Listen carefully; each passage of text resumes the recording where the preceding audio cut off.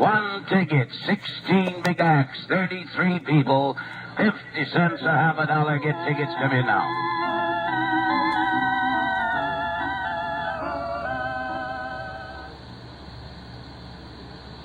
Neola, the featured attraction of this midway, was brought here during the Great Evolution trial that took place in Dayton, Tennessee in 1925. She was studied upon by some of our leading psychiatrists.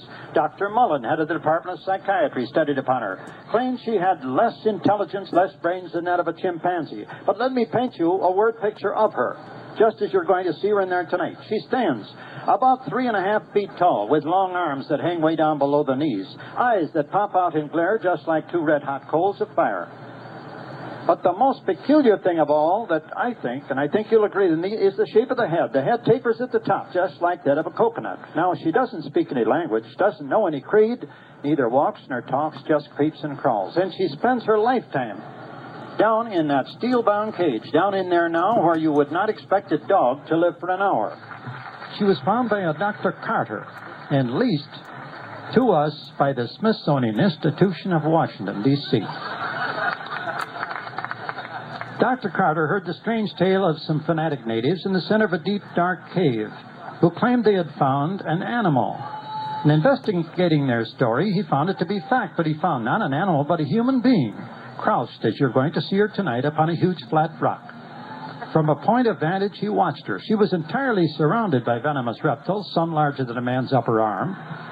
And occasionally she would tease, tantalize, and torment them until in their wildest of fury they'd strike, biting her all over her miserable body.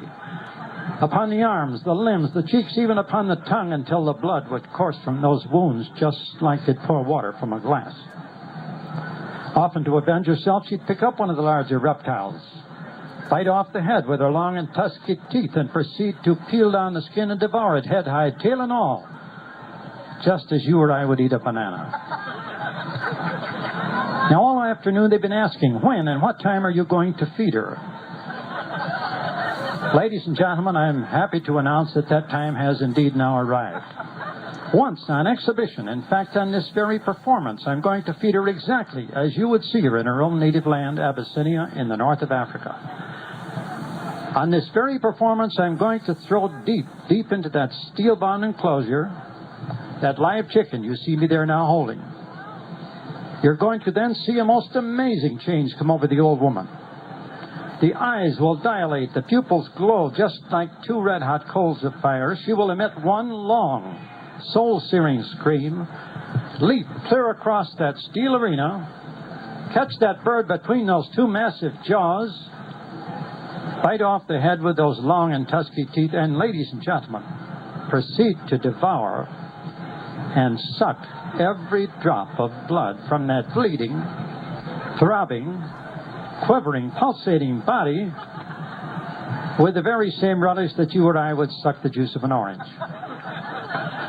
It's one of the most disgusting, one of the most repulsive, and yet I'll say one of the most interesting sights you've ever seen in all your life.